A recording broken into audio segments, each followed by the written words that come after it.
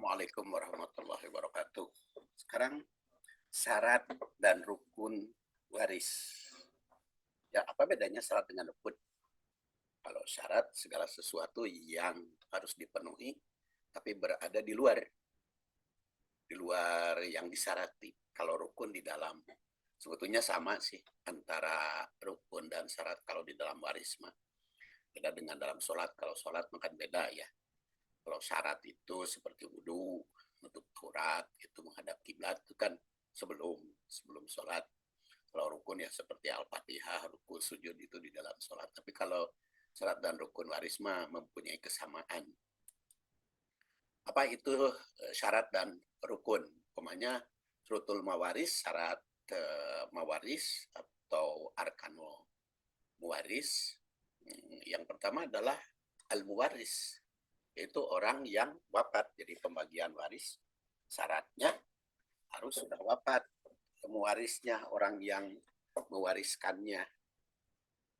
Kalau belum wafat tidak bisa bagi waris. Jadi apakah wafatnya itu wafat hakiki, yaitu dicabut nyawa, atau mafkudi maknawi, itu tidak diketahui di mana keberadaannya. Harta yang melimpah itu, bukating di mana orangnya, tapi ada syarat-syaratnya.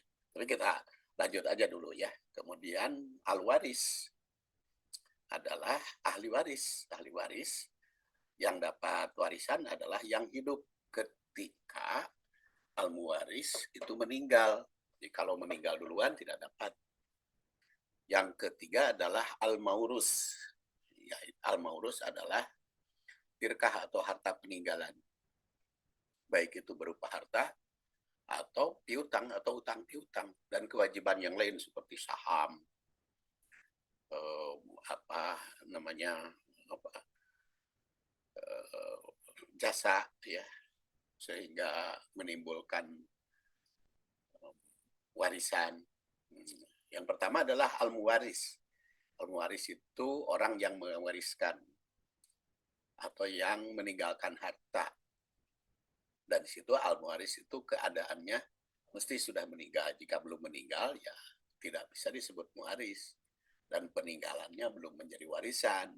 Nah, bila ada yang tidak diketahui, seperti tadi saya katakan, tidak diketahui di mana, itu disebut mafkud. Dan mafkud itu ada syarat-syaratnya. Ada yang mengatakan mencapai, kalau diperkirakan yang hilang itu usianya 70 tahun. Karena ada hadis kan yang mengatakan rata-rata umatku itu antara 60 sampai 70. Jadi kalau di atas 70 itu orang langka. Di situ dijadikan dasar ya, oleh ulama. Sedangkan menurut Imam Asy-Syafi'i tergantung pada penelitian dan ijtihad hakim, jadi diputuskan oleh hakim sudah meninggal atau belum. Tapi kalau menurut Imam Hambali diberikan berusia 90 tahun.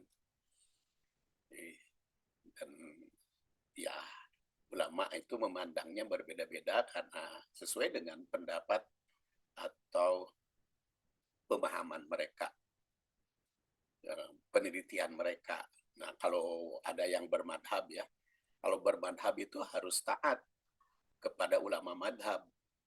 Imam Syafi'i kan mengatakan al-hadisus sahih madhabi, hadis sahih madhabu. Jadi kalau Anda bermadhab Syafi'i jangan pakai hadis doib, ya. Hadis sahih saja yang dipakai.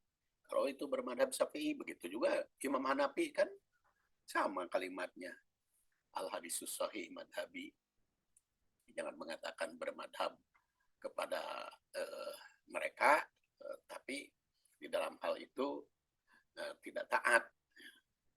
Jadi itu al-muwaris atau ada yang meninggal. Dan di situ dalilnya tetap ada dalam firman Allah Subhanahu wa taala, lirijali nasibum mimma tarakal walidan wal aqrabun, walin nisa'i nasibum mimma tarakal walidan wal aqrabun, mimma qala minhu au kasur nasibam mafruḍo. Demikian ya, nanti bersambung ke berikutnya. Assalamualaikum warahmatullahi wabarakatuh.